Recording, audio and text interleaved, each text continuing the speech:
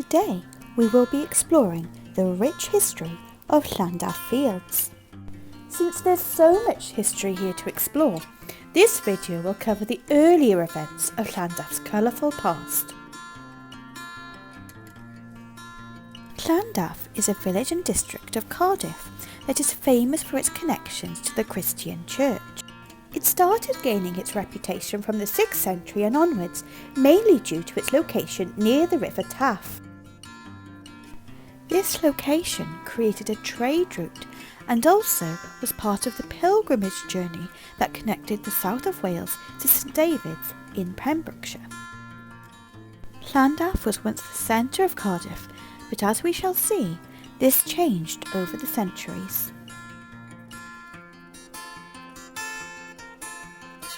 When the first Christian missionaries arrived in the area of Llandaff, the River Taff that runs through Cardiff was much wider and further in towards the cathedral.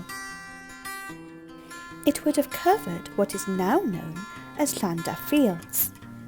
Eventually, many centuries later, the weir was constructed, creating a new route for the River Taff, which is why we have the fields today. Llandaff quite literally means the church of, or the sacred land of, the River Taff. During the Roman times, Llandaff was more the central location of Cardiff, more so than we know it today. This is due to its location near what was at the time a vast river. Llandaff is built on the side of many large straight Roman roads. This suggests that this could have been used to link the military from Caerleon with the coastal forts, and the River Taff could have been one of them.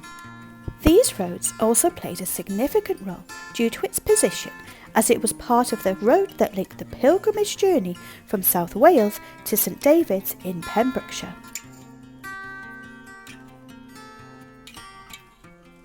The cathedral dates back to the 12th century and was considered the centre of Celtic Christianity.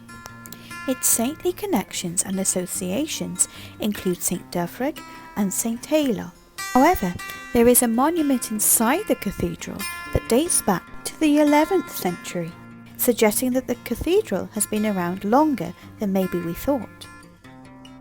St Germanus, who is attributed to bringing Christianity to Britain in the 5th century, visited the area of Llandaff.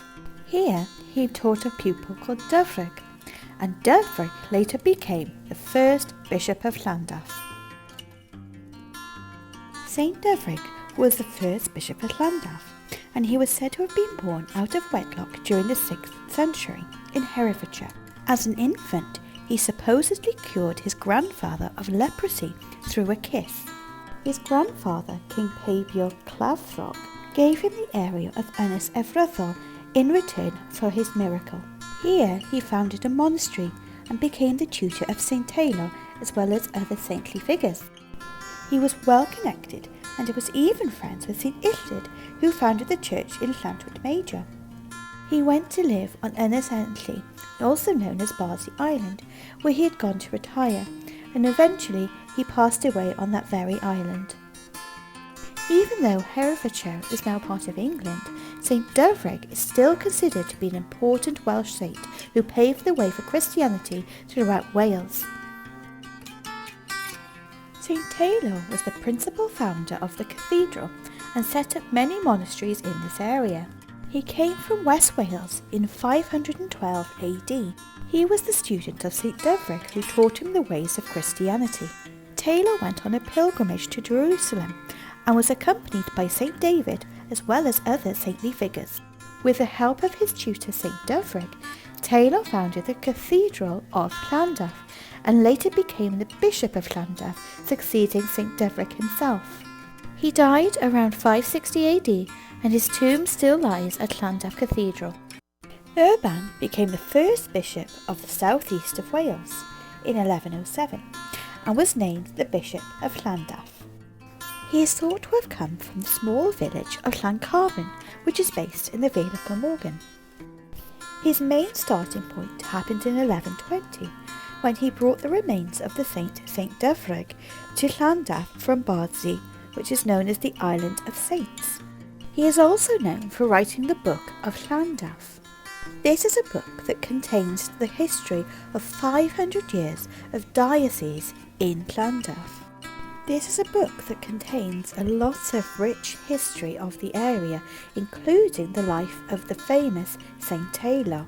However, as we will discuss in greater detail another time, the Book of Llandaff was lost in around 1563. This was a time that followed on from the Reformation and the dissolution of the monasteries. At this time, much property, land and artefacts would have been sold or even destroyed. Llandaff Cathedral started off as a small church in the 11th century. Since then, it has been rebuilt and reconstructed many times, and much of this is thanks to Bishop Urban. He made many changes to the cathedral over the decades and dedicated it to the Roman apostle St. Peter. Many of these changes, it would seem, was in preparation for the ceremony that was carried out when the bones of St. Dyfrig were brought back to Llandaff. Urban died in 1133 after being a bishop for 25 years. The remains of the bishop's castle is along the main road leading to the cathedral. It would have been a small Welsh castle which was thought to have been built by the Bishop Urban, but some research suggests that there are archaeological signs that date the bishop's castle to later than Urban.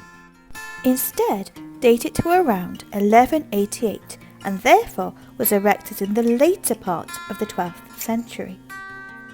2 centuries on, the fate of the castle lay in the hands of Owain Glyndŵr. He destroyed the bishop's castle in 1404, and it seemed to have had some restoration over the centuries, but today remains in ruin. There is so much more to Llandaff's history that continues from this point on. However, that will need to be kept for a part 2. Instead, I shall leave on the one reoccurring story that links Llandaff to a plethora of folklore, ghosts, mysteries and legends. Many years ago, there was a historic ghost walk led by a man called James Cohen.